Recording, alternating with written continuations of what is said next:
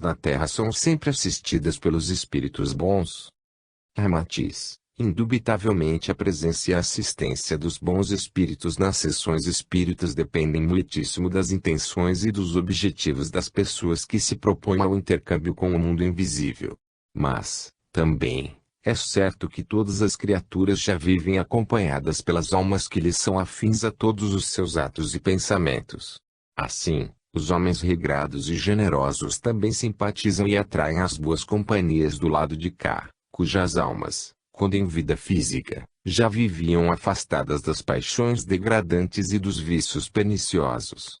No entanto, os maldosos, corruptos ou viciados, transformam-se em focos de atração dos espíritos gozadores, maquiavélicos e mal intencionados.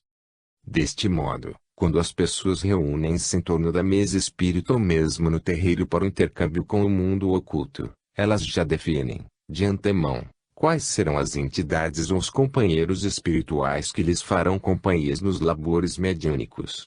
Em verdade, durante a sessão mediúnica os encarnados ouvem diretamente as opiniões, sugestões e roteiros que, em geral, já recebem pela via intuitiva e são inspirados através da mente ou do coração durante a vida cotidiana. Em consequência, não é a mesa nem o terreiro que fundamentam o tipo da presença espiritual ou da comunicação das almas desencarnadas, mas sim a própria conduta e os hábitos dos seus componentes é que asseguram a qualidade dos espíritos presentes. Pergunta: é verdade que nas sessões espíritas, as cadeiras que ficam vazias costumam ser ocupadas por espíritos desencarnados, como assistentes interessados nos trabalhos? Ramatiz: nas ditas sessões, o público invisível, às vezes é numeroso, comparecendo, especialmente, os espíritos que buscam lenitivo e consolo moral para seus sofrimentos. Porém, quando o ambiente não corresponde a objetivos superiores, também se apresentam entidades turbulentas e interessadas em perturbar os trabalhos. Pergunta: a sessão espírita benfeitora, destinada à assistência e doutrinação dos sofredores, é realmente protegida por uma equipe ou guarda de segurança espiritual, conforme asseveram os entendidos? Ramatiz: a sessão de boa envergadura moral é protegida contra a invasão de espíritos desordeiros e proibida mesmo àqueles que não foram indicados para assistirem ao trabalho da noite. Nas vias de acesso ao recinto onde ela se efetua, os mentores distribuem guardas que impedem o ingresso a qualquer espírito de más intenções. Essa guarda também pode ser constituída pelos nossos irmãos silvícolas, obedientes e serviçais, que a serviço do bem, formam cordões de isolamento em torno do local. Deste modo, as entidades de má fé ou agressivas, postam-se à distância, evitando-se, assim, a projeção dos seus pensamentos maldosos ou fluidos magnéticos que perturbem a harmonia da sessão.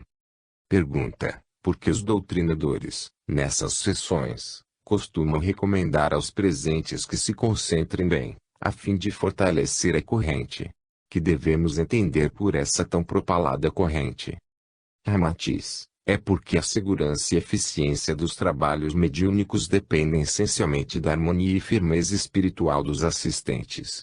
O homem irradia forças benfeitoras ou nocivas segundo o grau do seu caráter e a natureza da sua pose mental. Assim, qualquer debilidade na faixa vibratória, devida ao mal pensar ou mal sentir, de alguns, é bastante para afetar o ambiente espiritual da reunião. Além disso, assim como há pessoas cuja presença influencia beneficamente o ambiente, há outras que lhes são nocivas. Isto depende da aura magnética de cada um. Enquanto a crueldade, os instintos agressivos e a sensualidade de Nero, Calígula, Gengis Khan ou Torquemada deprimiam e intoxicavam o recinto onde eles estivessem, já, em sentido oposto, os que se aproximavam do amoroso Jesus sentiam-se contagiados por elevadas e sublimes emoções de alegria, bondade e encantamento espiritual.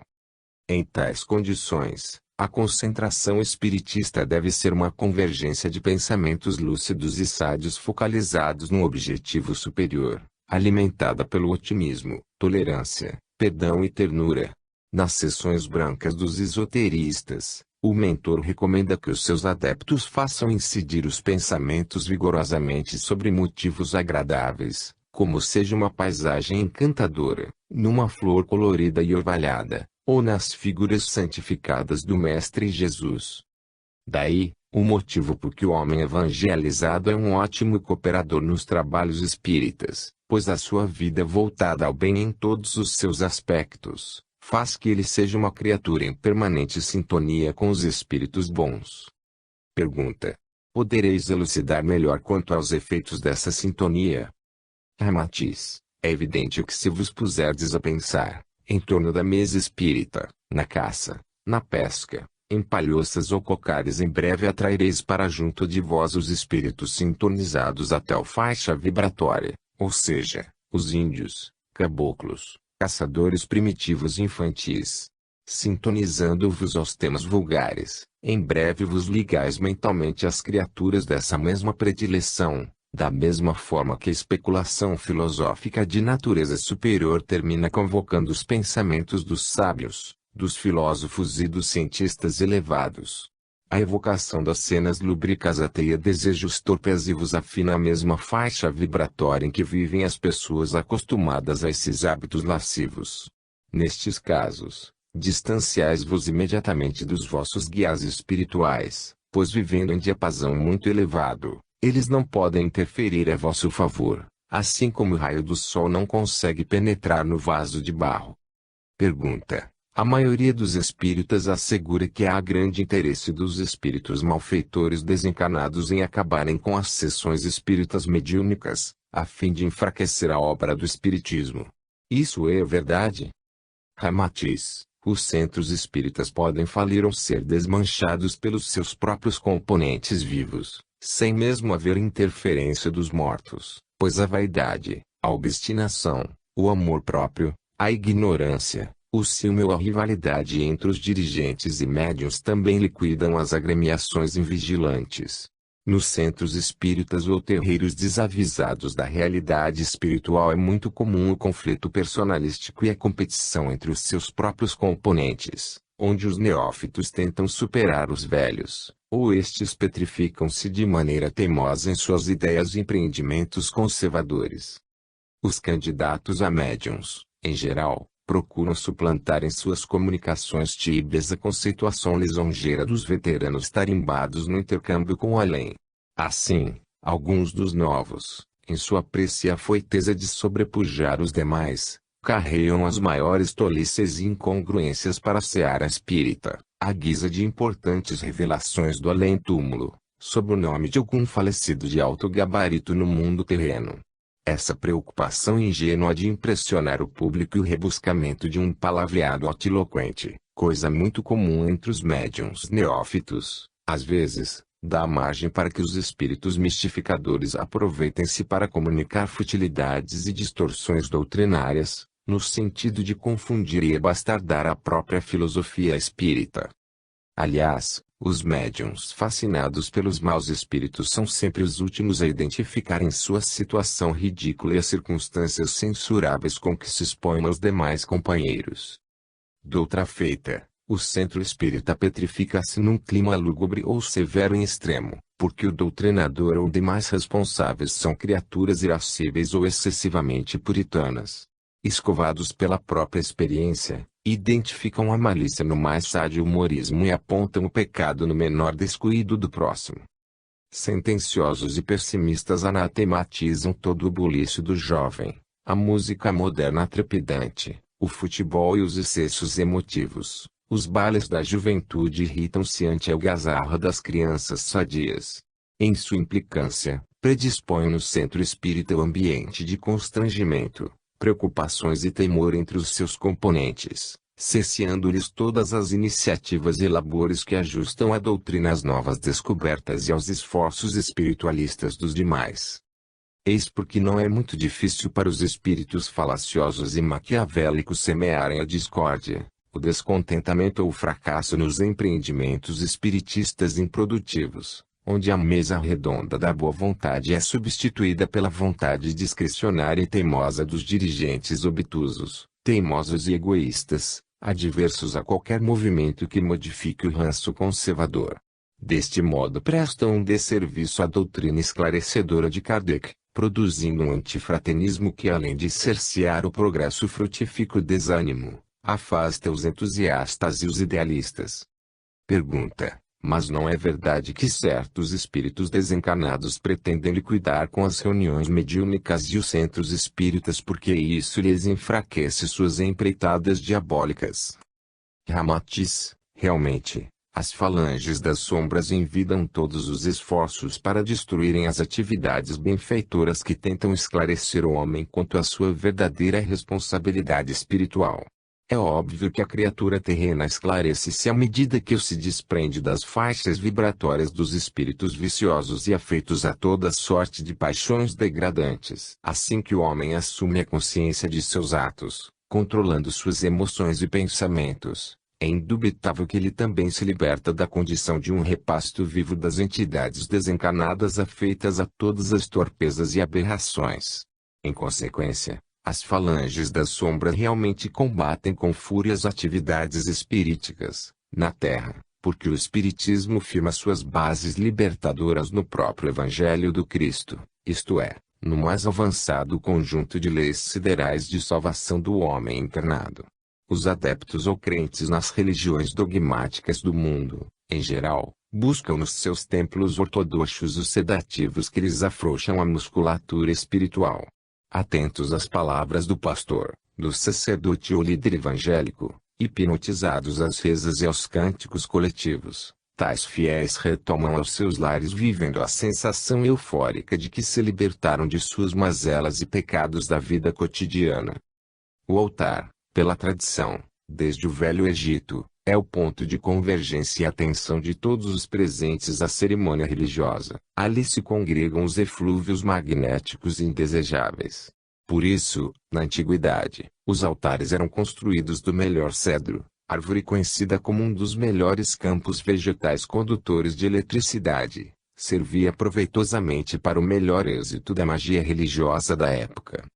A suntuosidade, o exotismo ou a disciplina exigida nas reuniões e cerimônias das igrejas católicas, templos protestantes e casas reformistas ajudam os adeptos a retomarem para seus lares, certos da limpeza dos seus pecados. Não importa se outros novos pecados serão cometidos na próxima semana, pois o refúgio de suas mazelas e dos seus equívocos estender-lhes aos braços, no domingo vindouro, mediante a prédica do pastor sentencioso ou do sacerdote que os absolve novamente.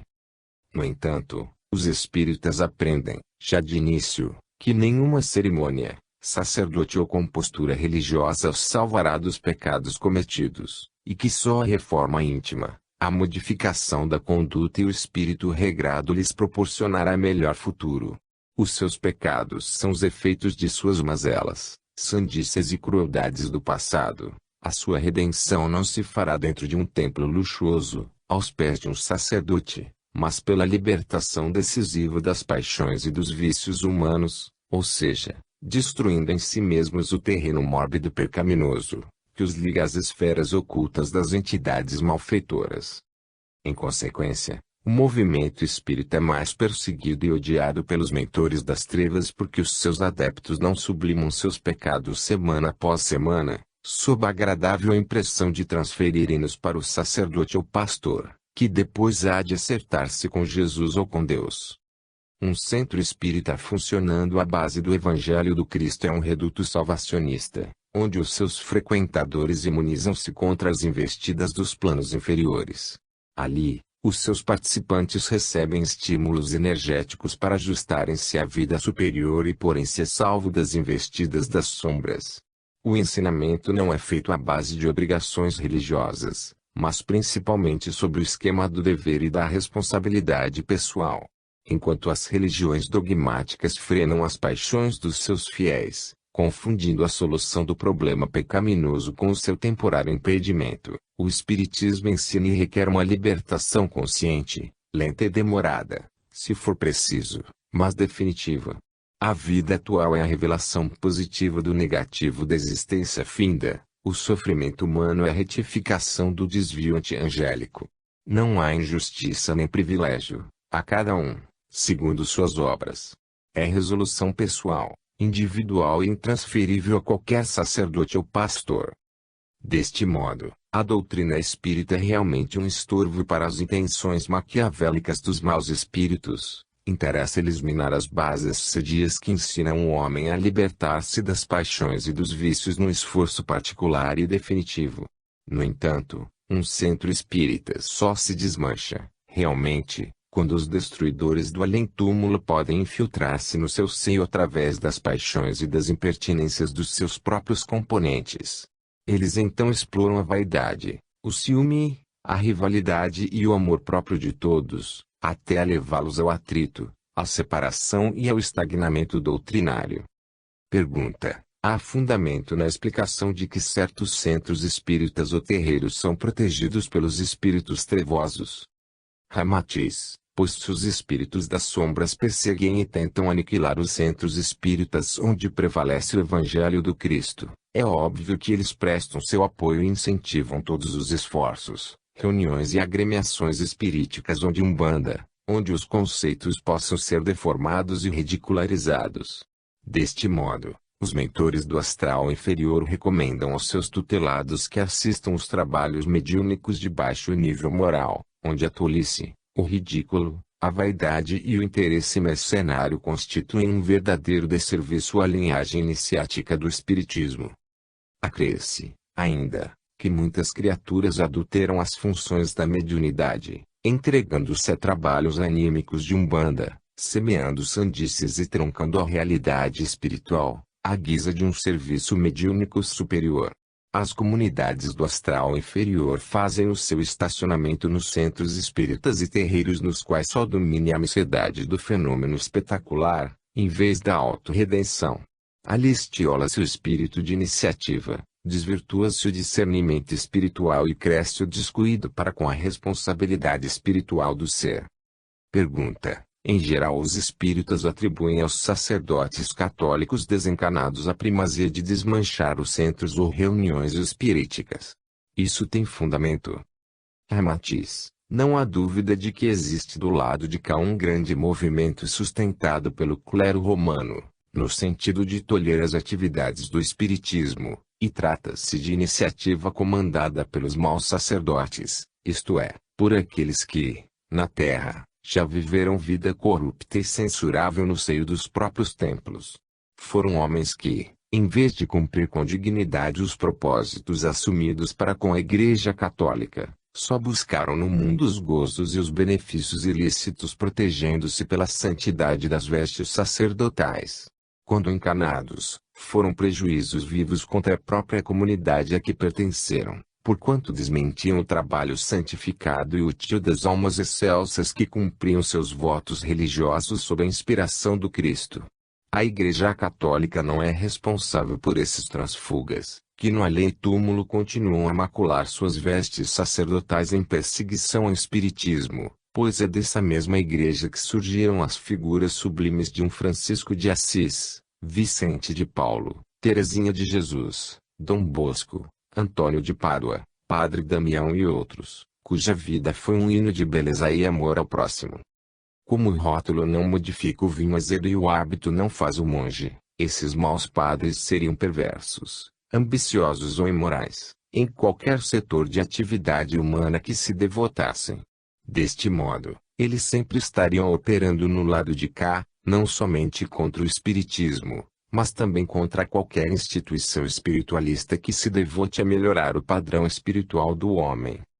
Em verdade, a classe sacerdotal indigna do próprio templo religioso em que conviveram na terra, possui, no espaço, vasta agremiação e movimentos destinados a destruir no crosta qualquer esforço de caráter espiritual superior. Dirigem-nos os gênios maus das trevas e atacam qualquer reunião ou centro espírita que lhes facilite o ensejo demolidor. Infiltram-se no seio dos trabalhadores descuidados e solapam as bases sadias das atividades construtivas, procurando incentivar a vaidade e promover a confusão entre os seus participantes. Quando logram comandar algum organismo mediúnico menos vigilante, destacam-se pelas comunicações pomposas e pela verborragia oca, apresentando-se com o nome de homens famosos ou de criaturas já santificadas. Inescrupulosos, sarcásticos e por vezes inteligentes, de longo tirocínio no campo da astúcia, eles conseguem infiltrar-se entre os espíritos neófitos, que ainda se entusiasmam pelo fenômeno, muito antes de buscarem sua modificação espiritual. Quando logram estabelecer a discórdia, a desconfiança e o choque personalístico entre os membros de uma agremiação espírita, então, eles a destroem depois de rompida a segurança espiritual mantida pelos protetores do alto. Pergunta: qual é a forma que os espíritos benfeitores comprovam a boa ou má concentração dos espíritos nas suas reuniões mediúnicas?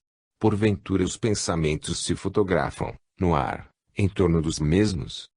Ramatiz: as criaturas humanas emitem raios de luz tão intensos ou débeis conforme lhes seja a natureza dos pensamentos e dos sentimentos. Durante as palestras cujo assunto é inferior, feminino ou agressivo, as auras dos homens tingem-se de cores escuras, que vão desde o vermelho sanguíneo, o verde ardósia, o cinzento oleoso até o preto depressivo. No entanto, se o assunto em foco é de ordem elevada, no qual se conjugam os princípios elevados do espírito, então fulguram as cintilações luminosas dos seus autores e atraem para junto deles entidades que procuram o contato humano no sentido de ampliar o serviço do Cristo no orbe terráqueo. Em consequência, as pessoas que se reúnem em torno de uma mesa espírita com o objetivo de efetuar um trabalho mediúnico, espargem suas luzes conforme seja o seu caráter espiritual, porquanto o volume de sua luminosidade corresponde exatamente ao grau de sua natureza psíquica. A conexão de luzes que se faz entre as irradiações das auras de todos os participantes também compõe uma aura de força ou de segurança espiritual, baseada no grau e na capacidade espiritual de concentração. Enquanto se estabelece uma corrente de força impregnada de elementos vitais e magnéticos dos presentes, que em seguida casam-se aos fluidos dos espíritos desencarnados, produz-se a emanação terapêutica, que beneficia, suaviza e mitiga o sofrimento dos próprios espíritos sofredores, ali presentes. É evidente que as pessoas corruptas, de mal viver e vítimas das paixões escabrosas não conseguem manter o tônus vital necessário para sustentar uma concentração de boa estabilidade mediúnica.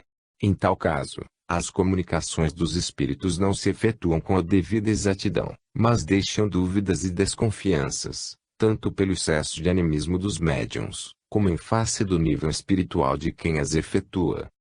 Pergunta: os médiuns que trabalham em reuniões espíritas de bom quilate espiritual são atendidos ou fortalecidos antes das mesmas, pelos seus protetores, a fim de cumprirem um serviço útil e proveitoso?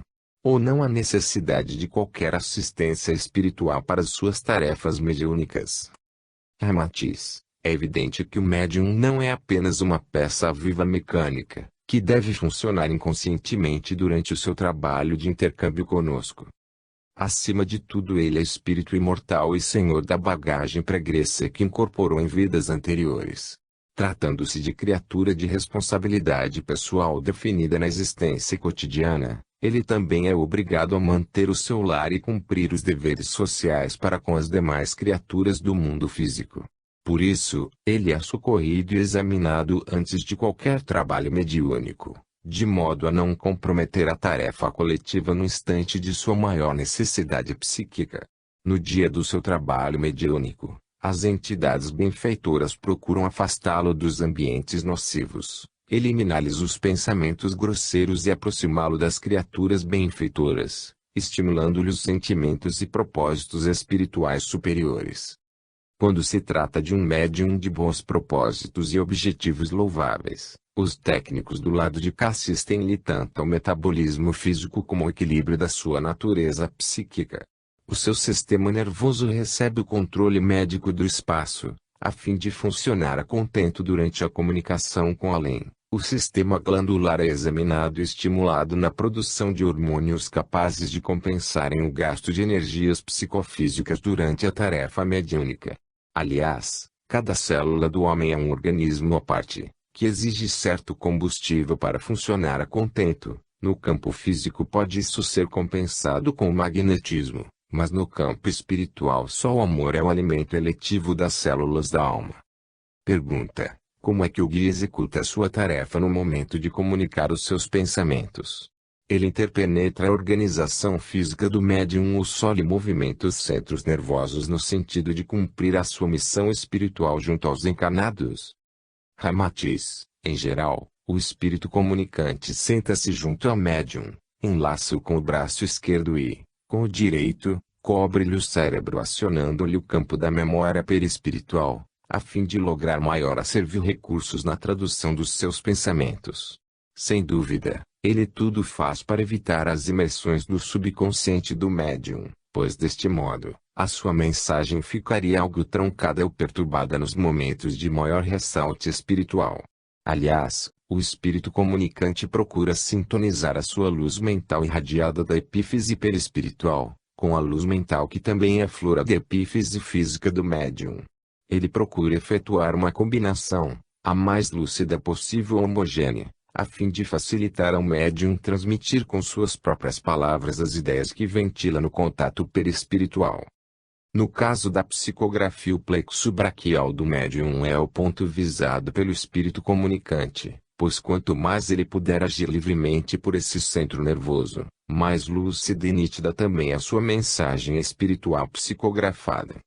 Pergunta: há muitos espíritos que desejam comunicar-se em cada sessão mediúnica, ou os médiuns podem ficar inativos por falta de comunicantes desencarnados?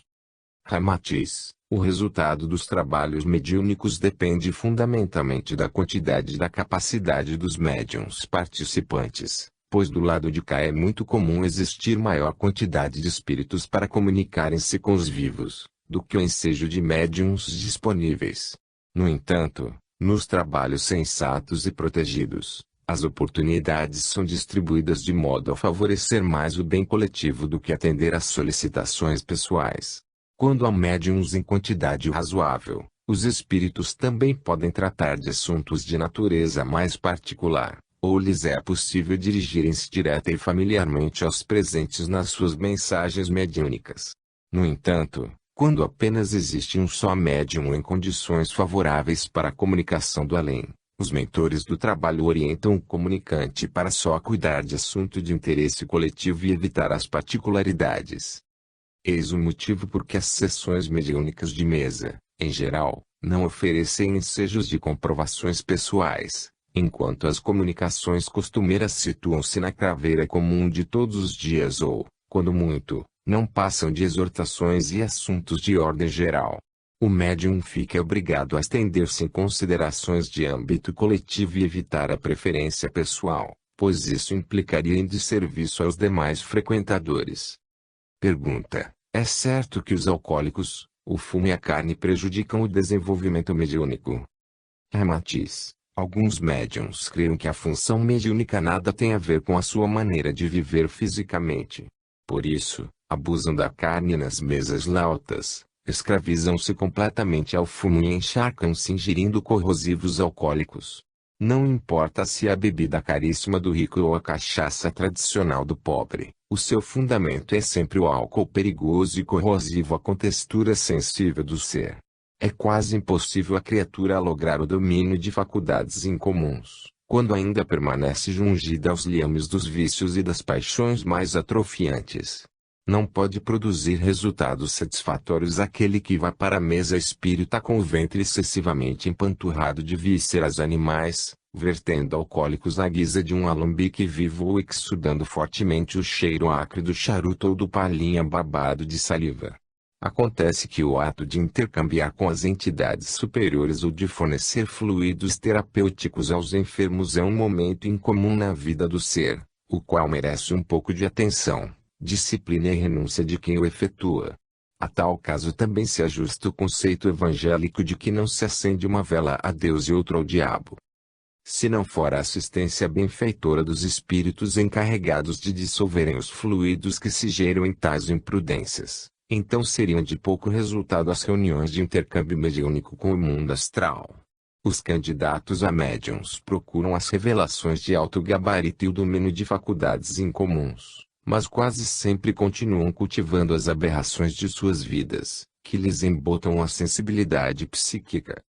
Pergunta: é verdade que, durante as sessões de sofredores ou doutrinações de espíritos perturbados, deve-se evitar a presença do público?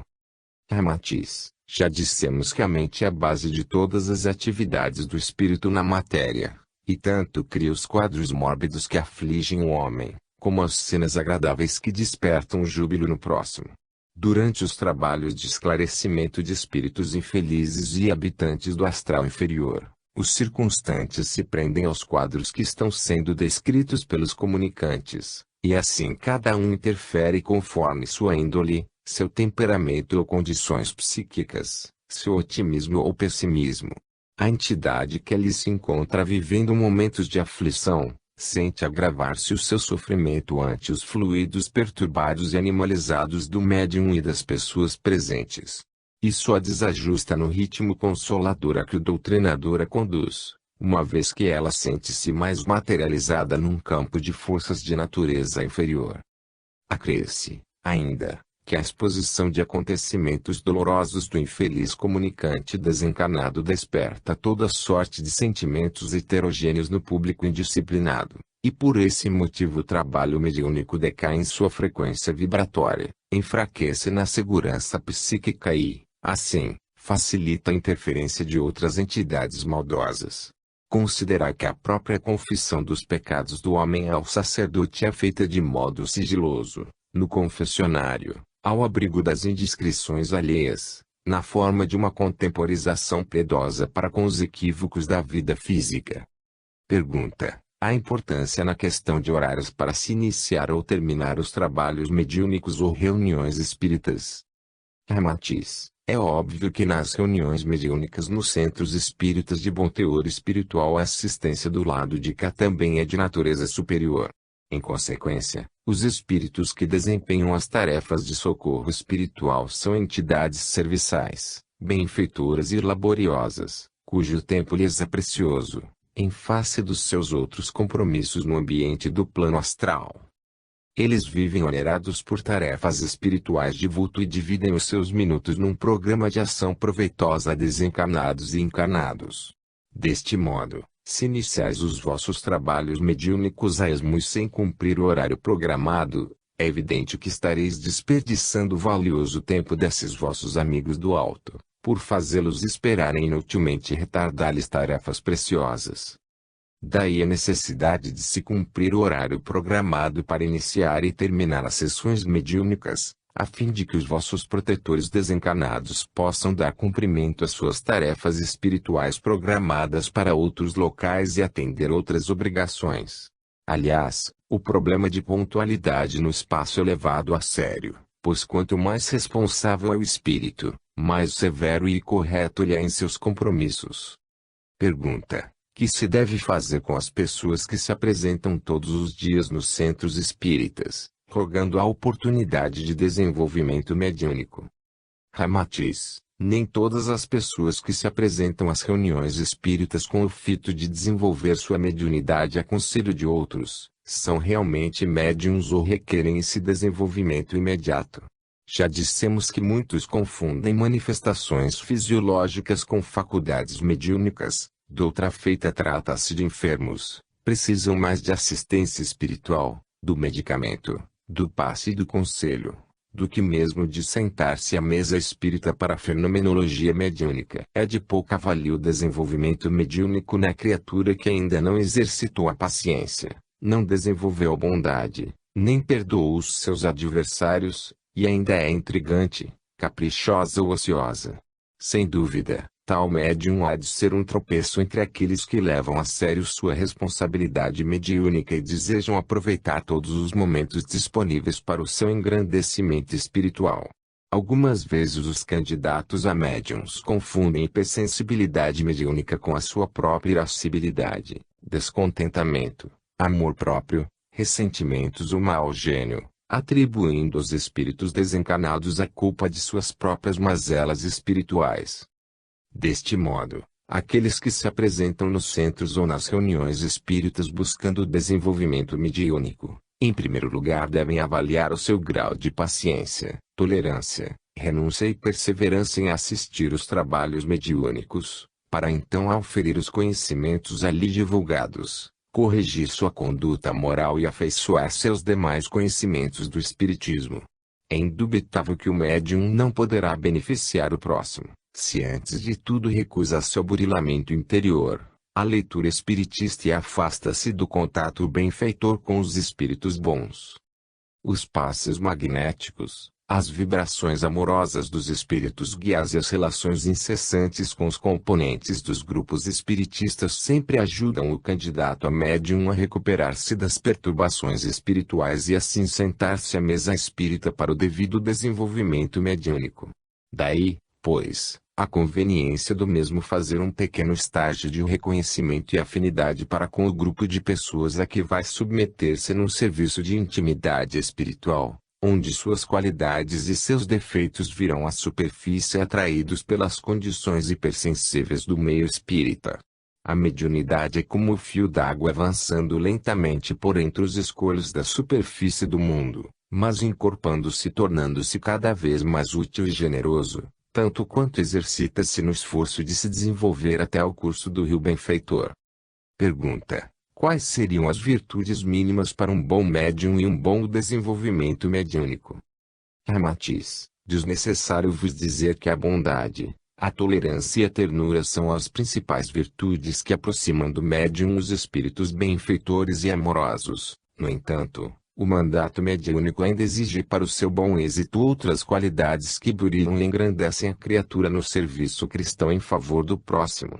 O médium deve ser sigiloso, discreto e perseverante, a fim de resguardar aquilo que por vezes lhe é transmitido de modo confidencial e que, por piedade, não deve ser divulgado.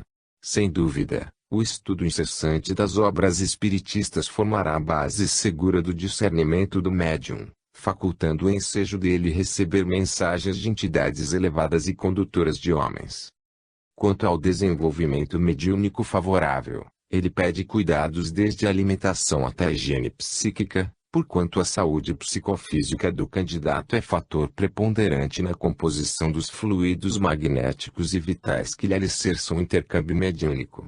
Cumpre-lhe afastar-se dos ambientes viciosos, infestados de entidades malfeitoras e de baixos apetites do astral inferior, evitar os excessos alcoólicos e do fumo, assim como abster-se de alimentação carnívora.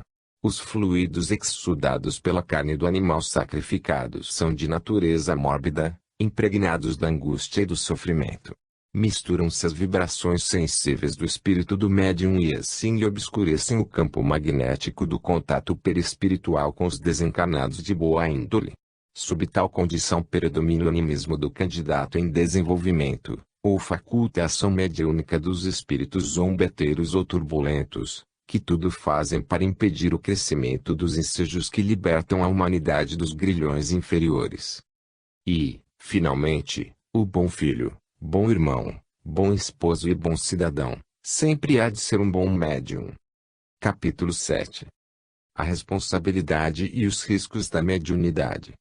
Pergunta: o médium pode ser considerado uma criatura normal?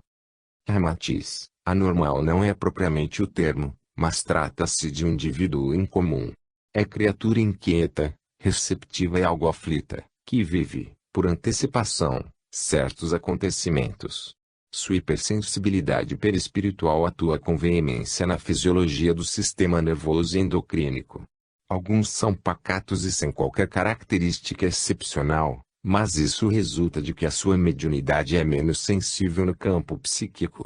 Estão neste caso os médiuns sonâmbulos ou de efeitos físicos, cuja mediunidade é de caráter fenomênico, só identificada durante o transe. Pergunta: por que nem todos são saudáveis, apesar de cumprirem seus deveres mediúnicos? Ramatiz: geralmente, o médium também é um espírito em débito com o seu passado e a faculdade mediúnica ajuda-o a redimir-se o mais cedo possível, no serviço espiritual em favor do próximo. A sua situação lembra as pessoas que, depois de arrependidas dos seus desbaratos, empreendem atividades benfeitoras, a fim de compensarem o seu passado turbulento. Então, além de suas obrigações cotidianas, sacrificam o seu repouso habitual e cooperam nas iniciativas filantrópicas, nos movimentos fraternos, atendendo a parentela pobre, aos amigos em dificuldades, aos presidiários e os deserdados da sorte. Sob tal disposição, fundam instituições socorristas, participam de agremiações educativas e auxiliam sociedades de proteção aos animais. Mas é óbvio que, apesar dessas atividades filantrópicas, os médiuns não se livram dos imperativos biológicos do seu corpo físico. Malgrado o seu esforço socorrista elogiável, e as atividades religiosas ou caritativas, também estão submetidos ao trabalho comum e sujeitos igualmente ao instinto animal e às tendências ancestrais da família terrena. A sua faculdade mediúnica não é privilégio, nem os isenta das vicissitudes e das exigências educativas da vida humana. Em consequência, a saúde ou a doença não dependem especificamente do fato do homem ser ou não ser médium. O espírito que já renasce na Terra é comprometido com o serviço mediúnico, que o ajudará a reduzir o fardo kármico do seu passado delituoso, deve cumprir o programa que ele mesmo aceitou no espaço. Deste modo, o espírito que em vida anterior zelou pelo seu corpo físico e viveu existência sadia, sem vícios de paixões deprimentes, obviamente há de merecer na vida atual um organismo sádio e de boa estirpe biológica hereditária, que lhe permita gozar boa saúde. Mas aqueles que, no passado, esfrangalharam o seu equipo carnal e o massacraram na turbulência viciosa, gastando-o na consecução dos apetites inferiores, esses terão um corpo físico cujas funções orgânicas são precárias. O médium, portanto, em face de sua sensibilidade psíquica enfrenta uma existência mais gravosa do que o homem comum, cumprindo-lhe cuidar desde a alimentação, assim como sofre mais facilmente os efeitos das alterações climáticas. Além de sua saúde física ser frágil, ele sofre mais intensamente os dissabores e as preocupações da vida humana, pois o seu psiquismo é demasiadamente excitável. Pergunta: o médium é um missionário? Ramatiz: ele não é um missionário, na acepção exata da palavra. Salvo raras exceções, o médium é um espírito devedor comprometido com o seu passado. Assim, a sua faculdade mediúnica é um ensejo de reabilitação concedido pelo alto, no sentido de acelerar a sua evolução espiritual. Portanto, além de se dar cumprimento aos deveres inerentes à dita faculdade, terá de enfrentar também as contingências que a vida impõe a todos, pois os problemas que lhe dizem respeito só podem ser solucionados e vencidos mediante a luta e não pela indiferença ou preguiça, nem pela ajuda dos seus guias, pois estes somente ajudam os seus pupilos quando eles fazem jus pelo esforço próprio.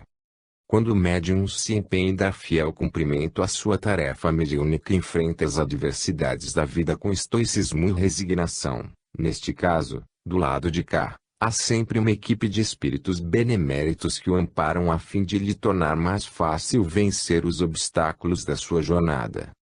Porém, quanto à sua função de ponte viva entre o setor invisível e o vosso mundo, é grande a sua responsabilidade, pois além de tratar-se de um encargo que ele mesmo aceitou antes de reencarnar, a mediunidade é um ministério ou contribuição de esclarecimento destinada a esclarecer as consciências, sendo, pois, um serviço a favor da própria humanidade.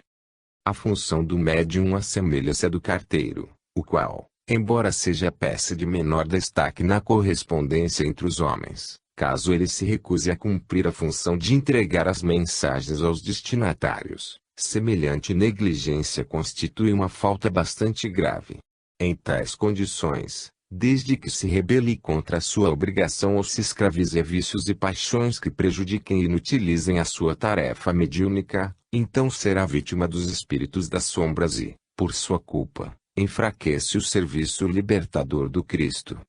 No entanto, o médium laborioso e desinteressado, disposto a vencer todos os obstáculos, conseguirá transpor todos os empecilhos do mundo e até os que estão em si próprio, pois há casos em que o médium, apesar de aleijado e quase paralítico, mesmo assim, ele consegue reunir em volta do seu leito uma turma de irmãos dispostos a ouvirem a sua palavra fraterna e instrutiva, ligando todos à faixa vibratória e sublime da vida angélica, ou seja, embora esteja impossibilitado de dar passes, participar de trabalhos de incorporação ou passar receituário, mesmo assim, ele dá cabal desempenho à missão a que se obrigou. Pergunta: o excesso de trabalho mediúnico prejudica o médium? Ramatiz: a fadiga, sem dúvida, resulta de um labor prolongado e varia de indivíduo para indivíduo, conforme a maior ou menor capacidade física de sua resistência. Aliás, o próprio pensamento, para se manifestar a contento, depende do consumo de certas energias que o ajudam a atingir o cérebro material. Assim, o médium, mesmo nos seus momentos de pura inspiração, consome certa quantidade de energias neurocerebrais, porque a mais sutil mensagem inspirada pelos espíritos exige uma série de operações intermediárias algo fatigantes a fim de atingir a consciência física e depois manifestar-se na forma de palavra falada ou escrita. O intercâmbio do nosso pensamento, embora vos pareça singelo, consome diversas substâncias energéticas da massa encefálica, produz certa desmineralização no sangue e reduz as cotas vitais magnéticas da rede nervosa. O sistema endocrínico, por sua vez, também mobiliza os hormônios necessários para ativar as glândulas e movimentar as cordas vocais ou o braço do médium, a fim dele falar ou escrever aquilo que lhe inspiramos. A mais singela meditação do homem eleva e excita a sua tensão psíquica, mobilizando os elementos magnéticos do seu maquinismo carnal. Isto acontece mesmo que ele não sinta qualquer fadiga corporal. Evidentemente, o intercâmbio mediúnico mais complexo exige maior consumo de energias do homem para o êxito dessa operação psicofísica, de alta intensidade sob o comando do mundo oculto. No entanto, a intensidade do cansaço ou fadiga, no homem, também se manifesta de acordo com a resistência biológica e o controle emotivo da sua tensão mental. Em consequência, o médium que se entrega à atividade mediúnica, com sua mente descontrolada, embora ainda permaneça sob a proteção dos espíritos amigos e benfeitores, nem por isso eles podem livrá-lo da contingência das leis físicas que lhe disciplinam as atividades biológicas. Aliás, o alto não exige do ser humano a carga de um fardo maior do que suas costas. A faculdade mediúnica não é uma proposição atrabiliária, mas a oportunidade compensativa para o espírito endividado quitar-se consigo mesmo. O médium desleixado, negligente, rebelde, ou que se ceda nos seus labores mediúnicos, agrava os seus equívocos de vidas anteriores.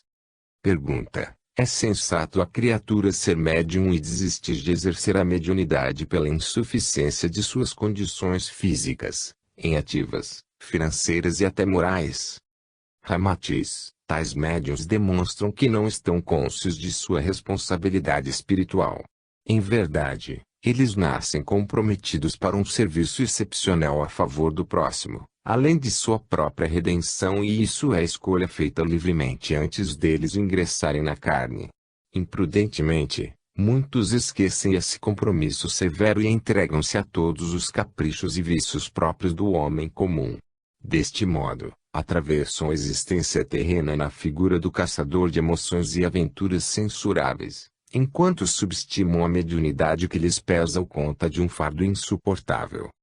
Embora sejam portadores de mensagem em comum, vivem presos aos preconceitos e às convenções tolas da sociedade terrena, pois transitam pelo mundo material escravos das minúcias e das futilidades mais tolas.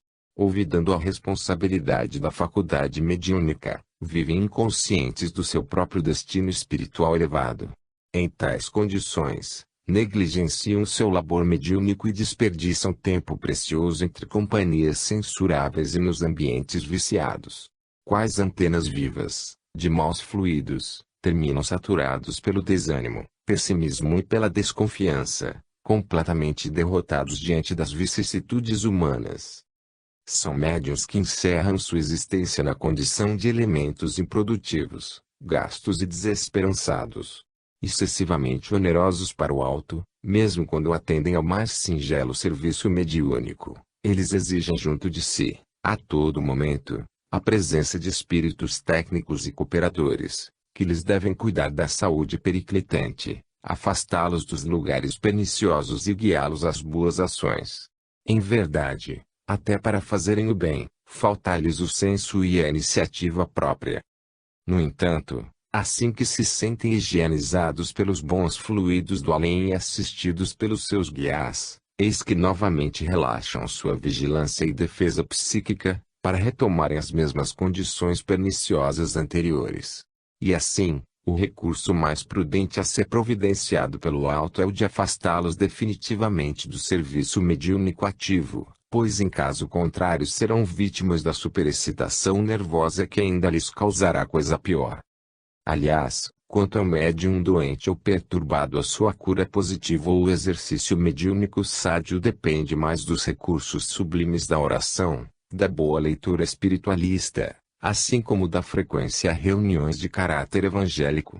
Desde que, aflito e enfraquecido física e psiquicamente, tente os trabalhos mediúnicos, há de sentir-se mais agravado pela sua excitação mediúnica.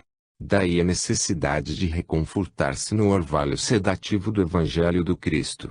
Além disso, deve atender à sua saúde física abstendo-se de bebidas alcoólicas, condimentos excitantes, entorpecentes e de sedativo ingerido a granel para anestesiar a dor ínfima. Em caso contrário, será a criatura assediada pelos espíritos de glutões, gozadores e feceninos, uma vez que o médium é porta aberta em permanente contato com o invisível. Deve cultuar a vida saudável e correta, que lhe preserve o corpo físico dos excessos esportivos violentos, cujas emoções dão motivo ao desperdício do seu magnetismo terapêutico. Sem dúvida, a luta do médium para sobreviver no mundo físico é bem mais intensa e sacrificial do que a existência do homem comum, que apenas atende às contingências instintivas de cuidar da prole, que é fruto do cumprimento da lei do crescei e multiplicai-vos.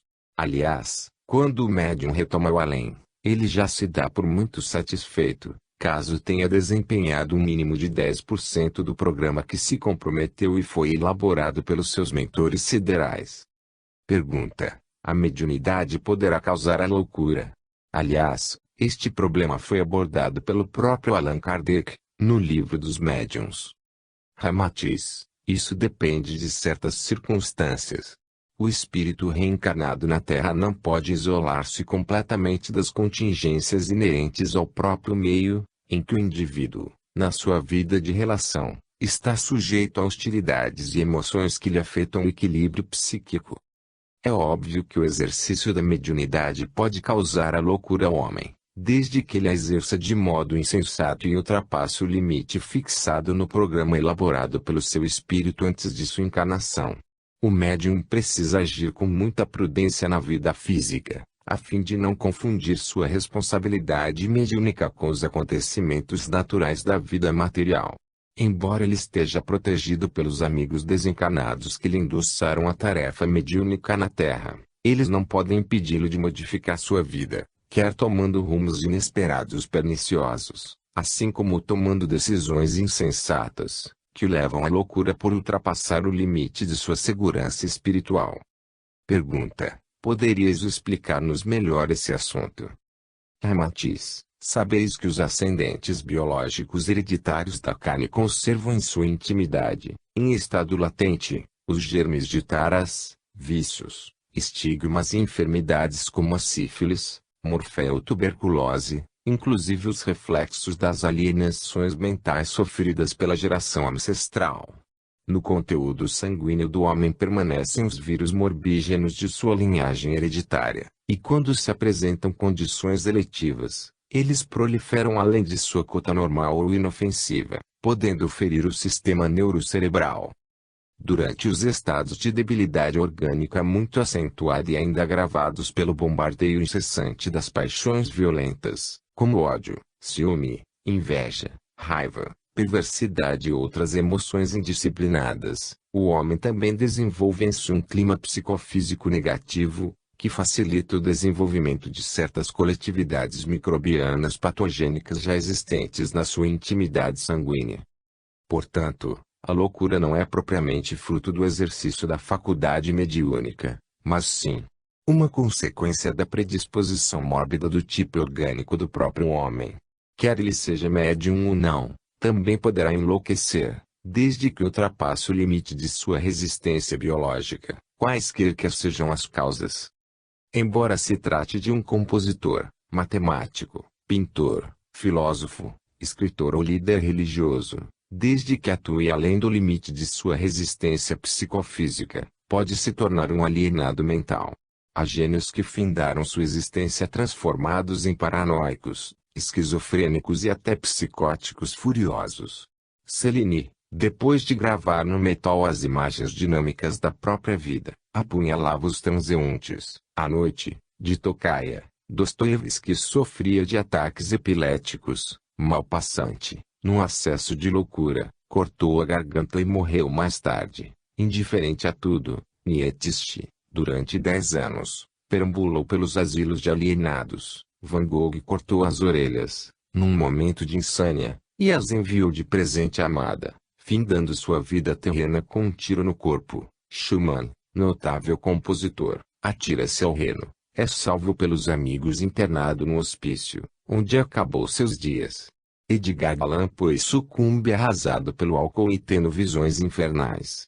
No entanto, isso aconteceu sem que eles fossem médiuns espíritas, mas sim, por exercerem atividades tensas e de emotividade contínua, as quais, superexcitando-lhes o íntimo da alma, terminaram por afetar-lhes o equilíbrio dos órgãos cerebrais. Desgovernaram-se pelo excesso de elucubrações mentais quanto aos problemas complexos da ciência ou da arte superior que lhes empolgava o espírito. A agudeza, a vivacidade que os dominava para expressar as suas emoções, terminaram por destruir-lhes a saúde e prejudicar o intercâmbio pacífico com o mundo oculto. Contudo, é evidente que o gênio não se lhes extinguiu na alma imortal. Essa centelha divina, após a morte física, retomou ao seu equilíbrio, pois os conhecimentos adquiridos, com vista a um ideal superior, jamais se perdem, pois são patrimônio do próprio espírito. Pergunta, ainda em decorrência das próprias indagações de Kardec, no Livro dos Médiuns, poderíeis dizer-nos se há algum inconveniente em se desenvolver a mediunidade nas crianças? Ramatiz, a mediunidade é como a flor, deve desabrochar num momento próprio e não em estufa. Quando se desenvolve prematuramente, sob estímulos catalisadores ou exercícios medianímicos de contatos insistentes com os desencarnados, isso superexcita a sensibilidade psíquica da criança e causa-lhe distúrbios orgânicos. Acresce, ainda, que muitos fenômenos mediúnicos assemelham-se aos acontecimentos da fisiologia humana tais como a esquizofrenia, a paranoia, a histeria e certos complexos freudianos. É imprudência provocar-se o desenvolvimento mediúnico da criança, mesmo quando julgamos tratar-se de um médium em potencial. O organismo infantil é delicado e bastante influenciado pelo fervilhamento das forças biológicas que ainda consolidam-lhe o maquinário neurocerebral. As suturas, os contornos da carne de criança para a formação de sua figura humana, ainda dependem fundamentalmente das trocas simpáticas entre átomos, moléculas, células e fibras, cujo ritmo só se estabiliza depois da puberdade quando o menino se torna em homem e a menina se transforma em mulher. A excitação psíquica inoportuna, as impressões mentais dramáticas, os choques emotivos ou as comoções imprevistas tendem a alterar-lhes a segurança nervosa e podem causar-lhes desarmonias organogênicas, cujos reflexos prejudiciais afetarão a estrutura íntima do perispírito, ainda parcialmente afastado do corpo físico. Daí concordarmos com Allan Kardec, quando o Espírito da Verdade lhe responde sobre o desenvolvimento mediúnico das crianças. Os pais prudentes devem afastar as crianças das ideias ou assuntos prematuros mediúnicos, embora divulguem-lhes os ensinamentos morais. Livro dos Médiuns, capítulo 18, pergunta 6. Pergunta, mas não existem crianças médiuns, e a mediunidade avançada lhes permite superarem as atividades mediúnicas dos próprios adultos. Ramatiz, dissemos, há pouco, que a mediunidade é como a flor, exigindo o cultivo só no momento propício do seu desabrochar. É óbvio que a criança, quando portadora de fenômenos incomuns, por faculdade mediúnica espontânea, ela os exerce como um fato inerente à sua própria pessoa, mas sem sofrer angústias ou aflições. Tal como ela ri, canta e salta, também os produz sem esforço e espanto, para si a manifestação natural de sua própria constituição ancestral. É acontecimento que ela não discute, nem guarda prevenções, pois até os considera próprios da criatura humana. Muitas crianças narram acontecimentos miraculosos sem demonstrar espanto ou receio, mesmo as visões psíquicas,